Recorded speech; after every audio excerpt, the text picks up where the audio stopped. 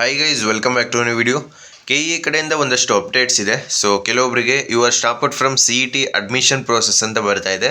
ಅದರಿಂದ ಏನಾದ್ರು ಪ್ರಾಬ್ಲಮ್ ಆಗುತ್ತಾ? ಇದ್ರ ಜೊತೆಗೆ ಕೆಲವೊಬ್ರು ಕೇಳ್ತಾ ಇರೋದು ಸೆಕೆಂಡ್ ರೌಂಡ್ ಯಾವಾಗ ಸ್ಟಾರ್ಟ್ ಆಗುತ್ತೆ, ಮತ್ತು ಹೊಸ ಲಿಂಕ್ ಬಿಡ್ತಾರಾ, ಎಲ್ಲಿ ಎಡಿಟ್ ಮಾಡೋದು, ನಾವು ಎಡಿಟ್ನ ಕಂಪಲ್ಸರಿಯಾಗಿ ಮಾಡಲೇಬೇಕಾ, ಈ ರೀತಿ ಒಂದಷ್ಟು ಡೌಟ್ಸ್ನ ಕೇಳಿದ್ದೀರಾ. ಇದ್ರ ಬಗ್ಗೆ ಎಲ್ಲ ಕಂಪ್ಲೀಟಾಗಿ ತಿಳಿಸ್ಕೊಡ್ತೀನಿ. ಅದಕ್ಕಿಂತ ಮುಂಚೆ ನೀವೇನು ನಮ್ಮ ಚಾನಲ್ಗೆ ಸಬ್ಸ್ಕ್ರೈಬ್ ಆಗಿಲ್ಲ ಅಂತ ಸಬ್ಸ್ಕ್ರೈಬ್ ಆಗಿ, ಯಾಕೆಂತ ಹೇಳಿದ್ರೆ KCET ಮುಗಿಯೋ ತನಕ ಕಂಪ್ಲೀಟ್ ಗೈಡೆನ್ಸ್ ನಮ್ಮ ಚಾನಲಲ್ಲಿ ಫ್ರೀ ಆಗಿರುತ್ತೆ. ಸೊ ಒಂದು ಲೈಕ್ನ ಮಾಡಿ ವಿಡಿಯೋಗೊಂದು, ಆಯ್ತಾ ಲೈಕು? ಸೊ ಬನ್ನಿ ಫ್ರೆಂಡ್ಸ್, ವಿಡಿಯೋನ ಶುರು ಮಾಡೋಣ. ಮೊದಲನೇದಾಗಿ ನೀವು ಚಾಯ್ಸ್ ಎಂಟ್ರಿ ಲಿಂಕ್ ಏನು KE ವೆಬ್ಸೈಟಲ್ಲಿದೆ ಆ ಒಂದು ಲಿಂಕ್ ಮೇಲೆ ಕ್ಲಿಕ್ ಮಾಡಿಕೊಂಡು ಈ ರೀತಿ ಬಂದಾಗ ಇಲ್ಲಿ ನೋಡಿ, ಮೊದಲನೇ ಸುತ್ತಿನ ಕನ್ಫರ್ಮೇಷನ್ ಶುಲ್ಕ ಪಾವತಿ ಕನ್ಫರ್ಮೇಷನ್ ಸ್ಲಿಪ್ ಡೌನ್ಲೋಡ್ ಲಿಂಕ್, ಇದ್ರ ಮೇಲೆ ಕ್ಲಿಕ್ ಮಾಡಿಕೊಂಡು ನಿಮ್ಮ CET ನಂಬರ್ ಅಥವಾ QR ಕೋಡ್ನ ಸ್ಕ್ಯಾನ್ ಮಾಡ್ತೀರಾ. ಇದಾದಮೇಲೆ ನೆಕ್ಸ್ಟು ಕೆಲವೊಬ್ಬರಿಗೆ ಲಾಗಿನ್ ಆಗುತ್ತೆ, ಕೆಲವೊಬ್ಬರಿಗೆ you're stopped from CET admission process ಅಂತ ಬರುತ್ತೆ. ನಿಮಗೆ ತೋರಿಸ್ತೀನಿ ಒಂದ್ಸಲ, ಒಂದು ನಿಮಿಷ. ಈ ರೀತಿ your stopped from CET admission process ಅಂತ ಬರುತ್ತೆ.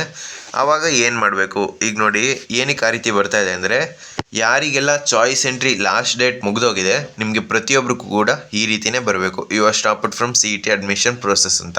ಯಾಕೆ ಅಂತ ಹೇಳಿದ್ರೆ ನಿಮ್ಮ ಚಾಯ್ಸ್ ಎಂಟ್ರಿ ಎಲ್ಲ ಕಂಪ್ಲೀಟ್ ಆಗಿದೆ. ಈಗ ನೀವು ಕನ್ಫರ್ಮೇಷನ್ ಸ್ಲಿಪ್ನು ಡೌನ್ಲೋಡ್ ಮಾಡೋ ಅವಶ್ಯಕತೆ ಇಲ್ಲ, ಮತ್ತು ಚಾಯ್ಸ್ ಎಂಟ್ರಿ ಮಾಡೋ ಅವಶ್ಯಕತೆಯೂ ಇಲ್ಲ, ಮತ್ತು ಫೀಸ್ ಪೇಮೆಂಟ್ ಮಾಡೋ ಅವಶ್ಯಕತೆಯೂ ಇಲ್ಲ. ಯಾರಿಗೆಲ್ಲ ಲಾಸ್ಟ್ ಡೇಟ್ ಕಂಪ್ಲೀಟ್ ಆಗಿದೆ, ಈಗ ಇಂಜಿನಿಯರಿಂಗ್ ಸ್ಟೂಡೆಂಟ್ಸ್ಗೆ 14th ಮುಗಿದೋಗಿದೆ ಲಾಸ್ಟ್ ಡೇಟು. ಸೊ ನಿಮಗೆ ಈಗ ಯಾವುದೇ ರೀತಿ ನೀವು ಕನ್ಫರ್ಮೇಷನ್ ಸ್ಲಿಪ್ ಆಗಲಿ ಅಥವಾ ಈ ಒಂದು ಫೀಸ್ ಪೇಮೆಂಟ್ ಆಗಲಿ ನೀವು ಯಾವುದೇ ರೀತಿ ಮಾಡೋ ಅವಶ್ಯಕತೆ ಇಲ್ಲ. ಸೊ ನಿಮ್ಮಂಥವ್ರಿಗೆ ಅಥವಾ ಚಾಯ್ಸ್ 3 ಮತ್ತು ಚಾಯ್ಸ್ 4 ಯಾರೆಲ್ಲ ಸೆಲೆಕ್ಟ್ ಮಾಡ್ಕೊಂಡಿರ್ತಾರೆ ನಿಮಗೂ ಕೂಡ ಈಗ ಈ ರೀತಿ ತೋರಿಸ್ತಾ ಇದೆ. ಸೊ ಇದರಲ್ಲಿ ಯಾವುದೇ ರೀತಿ ಹೊರೆಯೋಗೋ ಅವಶ್ಯಕತೆ ಇಲ್ಲ. ಇದು KE ಕಡೆಯಿಂದ ಏನು ಮಿಸ್ಟೇಕ್ಸ್ ಇಲ್ಲ. ನಿಮಗೆ ಯಾರಿಗೆಲ್ಲ choice entry last date complete ಆಗಿದೆ ನಿಮಗೆ ಪ್ರತಿಯೊಬ್ಬರಿಗೂ ಕೂಡ ಇದೇ ರೀತಿ ತೋರಿಸುತ್ತೆ. ನೀವು ಯಾವುದೇ ರೀತಿ ಹೊರೆಯೋಗೋ ಅವಶ್ಯಕತೆ ಇಲ್ಲ. ಇದ್ರ ಬಗ್ಗೆನೇ ಸುಮಾರು ಸ್ಟೂಡೆಂಟ್ಸು ಕಾಲ್ ಮಾಡ್ತಾಯಿದ್ರಿ ಮತ್ತು ಮೆಸೇಜ್ ಮಾಡ್ತಾಯಿದ್ರಿ, ಈ ರೀತಿ ಪ್ರಾಬ್ಲಮ್ ಆಗ್ತಿದೆಯಲ್ಲ ನಮಗೆ, ನೆಕ್ಸ್ಟ್ ಏನಾದ್ರು ಆಪ್ಷನ್ ಎಂಟ್ರಿ ಪ್ರೋಸೆಸ್ಗೆ ಏನಾದರೂ ಪ್ರಾಬ್ಲಮ್ ಆಗುತ್ತಾ, ಸೊ ನಮ್ಮ ಅಡ್ಮಿಷನ್ ಪ್ರೋಸೆಸ್ಸಿಂದ ಸ್ಟಾಪ್ ಮಾಡಿಸಿದಾರಲ್ಲ ಅಂತ. ಸೊ ಇದರಲ್ಲಿ ಯಾವುದೇ ರೀತಿ ಆ ರೀತಿ ಏನೂ ಇಲ್ಲ, ಗಾಬರಿ ಆಗೋದು.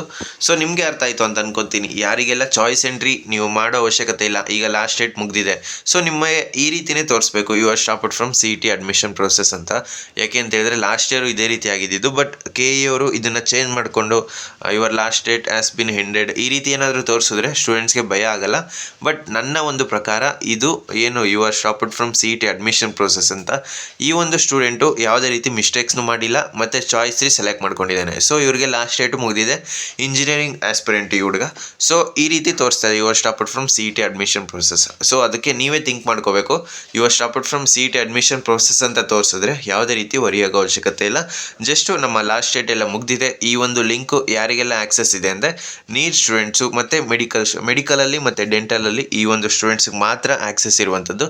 ಮಿಕ್ಕಿದೆಲ್ಲರಿಗೂ ಕೂಡ ಈ ಒಂದು ಲಿಂಕ್ನ ಅಂದರೆ ಈ ರೀತಿಯೇ ಬರ್ತಾ ಇದೆ. ಸೊ ಇದ್ರ ಬಗ್ಗೆ ಗಾಬರಿ ಆಗೋ ಅವಶ್ಯಕತೆ ಇಲ್ಲ. ಇದು ಕ್ಲಿಯರ್ ಆಯಿತು. Next most of the students ಕೇಳ್ತಾ ಇರೋದು ಸೆಕೆಂಡ್ ರೌಂಡ್ ಯಾವಾಗ ಸ್ಟಾರ್ಟ್ ಆಗುತ್ತೆ, ಸೆಕೆಂಡ್ ರೌಂಡ್ ಸ್ಟಾರ್ಟ್ ಆದಮೇಲೆ ಹೊಸ ಲಿಂಕ್ ರಿಲೀಸ್ ಮಾಡ್ತಾರಾ, ನಾವು ಕಂಪಲ್ಸರಿಯಾಗಿ ಎಡಿಟ್ ಮಾಡಲೇಬೇಕಾ? ಸೊ ನೋಡಿ, ಈಗ ಕಂಪಲ್ಸರಿ ಅಂತ ಏನಿಲ್ಲ, ನಿಮಗೆ ಒಂದು ಲಿಂಕ್ನ ರಿಲೀಸ್ ಮಾಡ್ತಾರೆ, ನಿಮಗೆ ತೋರಿಸ್ಬಿಡ್ತೀನಿ ಬೇಕಾದರೆ ಏನೆಲ್ಲ ಇರುತ್ತೆ ನೆಕ್ಸ್ಟ್ ಪ್ರೋಸೆಸ್ ಅಂತ. ನೀವು ಇಂದಿನ ವರ್ಷದ ವಿವರಗಳು ಇದ್ರ ಮೇಲೆ ಕ್ಲಿಕ್ ಮಾಡಿಕೊಂಡು UG CET 2024 ಸೆಲೆಕ್ಟ್ ಮಾಡ್ಕೊಳ್ಳಿ. ಇದರಲ್ಲಿ ಕಂಪ್ಲೀಟ್ ನಿಮಗೆ ಏನು ಪ್ರೋಸೆಸ್ ನಡೆದಿದೆ ಲಾಸ್ಟ್ ಇಯರು ಈ ರೀತಿ ಕಂಪ್ಲೀಟ್ ನಿಮಗೆ ಡೀಟೇಲ್ಸ್ ಸಿಗುತ್ತೆ.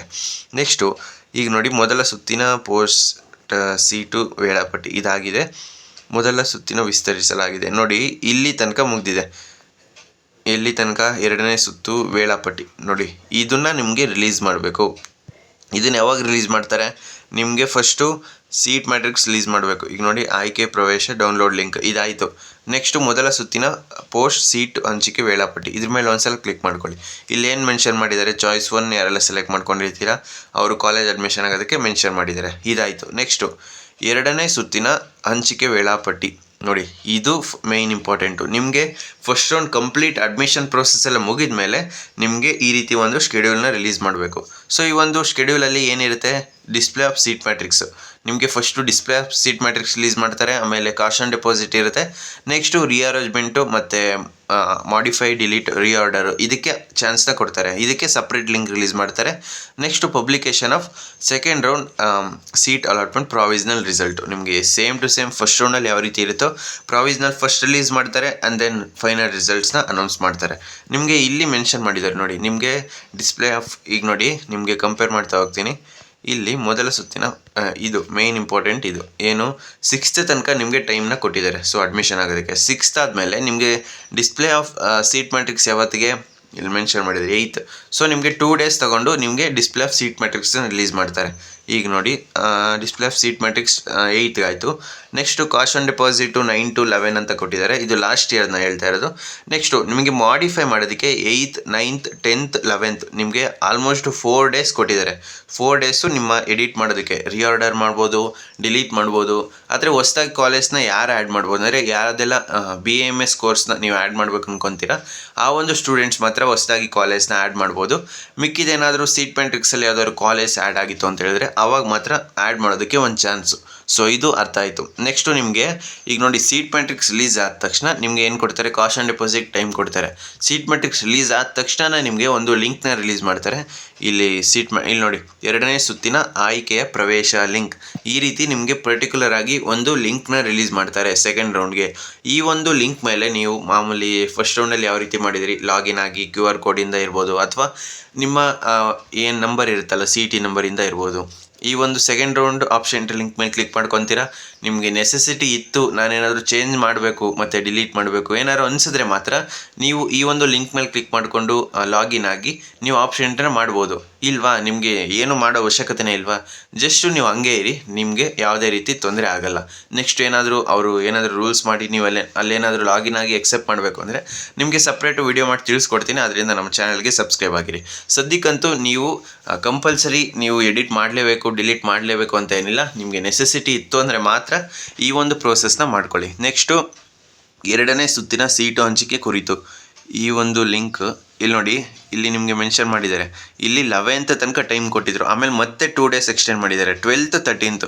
ಇಲ್ಲಿ ನೋಡಿ ಆಯ್ಕೆ ಪ್ರವೇಶ ಲಿಂಕ್ 13th 9/2024 ರಂದು 2 PM ಮುಚ್ಚುತ್ತದೆ. ಅಂದರೆ ನಿಮಗೆ ಮತ್ತೆ 11th ಇಂದ 13th ಮಾಡಿದ್ದಾರೆ. ಅದಾದಮೇಲೆ ನೆಕ್ಸ್ಟು ನಿಮಗೆ 2ನೇ ಸುತ್ತಿನ ಪ್ರಾವಿಷನಲ್ ಕಟ್ ಆಫ್ ನೋಡಿ, ಯಾವತ್ತು 18th ನಿಮ್ಮ 13th ಆದ ತಕ್ಷಣ ನಿಮಗೆ 5 days ತೊಗೊಂಡಿದ್ದಾರೆ ಸೆಕೆಂಡ್ ರೌಂಡ್ ರಿಸಲ್ಟ್ಸ್ನ ಅನೌನ್ಸ್ ಮಾಡೋದಕ್ಕೆ.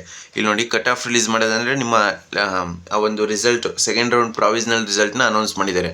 ನಿಮಗೆ 18th ಪ್ರಾವಿಷನಲ್ ರಿಸಲ್ಟ್ ಬಂದ ಮೇಲೆ 19th ರಿಯಲ್ ರಿಸಲ್ಟ್ಸ್. ಸೊ ಇಲ್ಲೇ ನೋಡಿ most of the students admission ಆಗುವಂಥದ್ದು ಈ ಒಂದು ಸೆಕೆಂಡ್ ರೌಂಡಲ್ಲೇ. ಆದ್ದರಿಂದ ಸೆಕೆಂಡ್ ರೌಂಡಲ್ಲಿ ಕಟ್ ಆಫ್ ಸ್ವಲ್ಪ ಇನ್ಕ್ರೀಸ್ ಆಗುತ್ತೆ. ಮತ್ತು ಸೆಕೆಂಡ್ ಎಕ್ಸ್ಟೆಂಡ್ ರೌಂಡಲ್ಲಂತೂ ನಿಮಗೆ ಟಾಪ್ ಕಾಲೇಜಲ್ಲಿ ತುಂಬ ಕಡಿಮೆ, ಅಂದರೆ ಸೀಟ್ಸು ಫಿಲ್ ಆಗದೆ ಇರುವಂಥದ್ದು. ಒಂದು ಆ್ಯಾವ್ರೇಜ್ ಕಾಲೇಜಲ್ಲಿ ಸೀಟು ಮಿಕ್ಕಿರುತ್ತೆ. ಇನ್ನು ನಿಮಗೆ ಸೆಕೆಂಡ್ ರೌಂಡಲ್ಲಿ ಸಿಗಲಿಲ್ಲ ಅಂದರೆ ಅಟ್ಲೀಸ್ಟ್ ಸೆಕೆಂಡ್ ಎಕ್ಸ್ಟೆಂಡ್ ರೌಂಡಲ್ಲಿ ಸಿಗುತ್ತೆ. ಸೊ ಹೋಪ್ಸ್ನ ಕಳ್ಕೊಬೇಡಿ. ಸೊ ಬೇರೆ ಏನಾದರೂ ಡೌಟ್ಸ್ ಇದ್ದರೆ ಕಮೆಂಟ್ ಬಾಕ್ಸಲ್ಲಿ ತಿಳಿಸಿ. ಈ ರೀತಿ ಇರುತ್ತೆ ನಿಮ್ಮ ಪ್ರೋಸೆಸ್ಸು. ಪ್ರತಿಯೊಂದು ವೀಡಿಯೋದಲ್ಲೂ ಕೇಳ್ತಾ ಇದ್ದೀರಾ ಯಾವಾಗ ಸ್ಟಾರ್ಟ್ ಆಗುತ್ತೆ, ಎಡಿಟ್ ಮಾಡಲೇಬೇಕಾ, ಎಡಿಟ್ ಕಂಪಲ್ಸರಿನಾ ಅಂತ. ಈಗ ನೋಡಿ ಪದೇ ಪದೇ ಅದೇ ವಿಡಿಯೋ ಮಾಡಿದ್ರೆ ಈಗ ಆಲ್ರೆಡಿ ನೋಡಿರೋರಿಗೆ ಸುಮ್ಮನೆ ಮತ್ತೆ ಬೋರ್ ಆಗುತ್ತೆ. ಸೊ ಕೆಲವೊಬ್ಬರು ಮತ್ತೆ ಮತ್ತೆ ಕೇಳ್ತಾ ಇರ್ತೀರಾ, ಅದಕ್ಕೆ ಈ ಒಂದು ವಿಡಿಯೋದಲ್ಲಿ ನಾನು ಕ್ಲಿಯರಾಗಿ ತಿಳಿಸ್ಕೊಟ್ಟಿದ್ದೀನಿ ಯಾವ ರೀತಿ ಇರುತ್ತೆ ನೆಕ್ಸ್ಟ್ ಪ್ರೋಸೆಸ್ ಅಂತ. ಸೊ ಈ ಒಂದು ವಿಡಿಯೋ ಹೆಲ್ಪ್ಫುಲ್ ಆಗಿತ್ತು ಅನ್ಕೊತೀನಿ. ಬೇರೆ ಏನಾದರೂ ಡೌಟ್ಸ್ ಇದ್ದರೆ ಕಮೆಂಟ್ ಬಾಕ್ಸಲ್ಲಿ ತಿಳಿಸಿ. ಸೊ ಫ್ರೆಂಡ್ಸ್, ಈ ವಿಡಿಯೋ ನಿಮ್ಗೆ ಇಷ್ಟವಾಗಿತ್ತು ಅಂದರೆ ಲೈಕ್ ಮಾಡಿ, ಕಮೆಂಟ್ ಮಾಡಿ ಮತ್ತು ನಿಮ್ಮ ಫ್ರೆಂಡ್ಸ್ಗೆಲ್ಲ ಈ ವಿಡಿಯೋನ ಶೇರ್ ಮಾಡಿ. ನೀವು ಇದೇ ರೀತಿ ಈ ಒಂದು KA ವೆಬ್ಸೈಟ್ಗೆ ಲಾಗಿನ್ ಆಗಿ ನೆಕ್ಸ್ಟ್ ಏನೆಲ್ಲ ಪ್ರೋಸೆಸ್ ಇರುತ್ತೆ ನೀವೇ ತಿಳ್ಕೊಬೋದು. ಇಲ್ಲಿ ನೋಡಿ ನೆಕ್ಸ್ಟ್ ಇದಾದ ತಕ್ಷಣ ಪ್ರಾವಿಷನಲ್ ರಿಸಲ್ಟ್ಸ್ದು ನಿಮಗೆ ಪೋಸ್ಟ್ ಸೀಟ್ ಹಂಚಿಕೆ ವೇಳಾಪಟ್ಟಿ, ಇಲ್ಲಿ ಇದ್ರ ಮೇಲೆ ಕ್ಲಿಕ್ ಮಾಡಿದಾಗ ನಿಮಗೆ ಎಷ್ಟು ದಿನ ಟೈಮ್ ಕೊಟ್ಟಿದ್ದಾರೆ. ಈಗ ನೋಡಿ 22nd ನಿಮ್ಮ ರಿಸಲ್ಟ್ಸು 2ನೇ ಸುತ್ತಿನ ರಿಸಲ್ಟ್ಸು. ಸೊ 22nd ನಿಮಗೆ 23rd ನಿಮಗೆ ಚಾಯ್ಸ್ ಎಂಟ್ರಿ ಮಾಡೋದಕ್ಕೆ ಟೈಮ್ ಕೊಟ್ಟಿದ್ದಾರೆ. 23rd 24 25. ಸೊ 3 days ಚಾಯ್ಸ್ ಎಂಟ್ರಿಗೆ. ಮತ್ತು ಚಾಯ್ಸ್ ಎಂಟ್ರಿ ಆದಮೇಲೆ ಫೀಸ್ ಪೇಮೆಂಟ್ ಮಾಡೋದಕ್ಕೆ 23 26 3 days. ಮತ್ತು ಅಡ್ಮಿಷನ್ ಆರ್ಡರ್ ಡೌನ್ಲೋಡ್ ಮಾಡ್ಕೊಳ್ಳೋದಕ್ಕೆ ಇದು ಲಾಸ್ಟ್ ಇಯರ್ ಅಡ್ಮಿಷನ್ ಆರ್ಡರ್ ಅಂತ ಇದ್ದಿದ್ದು 23 26. ನೆಕ್ಸ್ಟು ಕೊನೆ ನಿಮಗೆ ಅಡ್ಮಿಷನ್ ಆಗೋದಕ್ಕೆ 26th ತನಕ ಟೈಮ್ ಕೊಟ್ಟಿದ್ದಾರೆ. ಆಲ್ಮೋಸ್ಟ್ 1 month ಈ ಒಂದು ಸೆಕೆಂಡ್ ರೌಂಡೇ ಮುಗಿದೋಗುತ್ತೆ.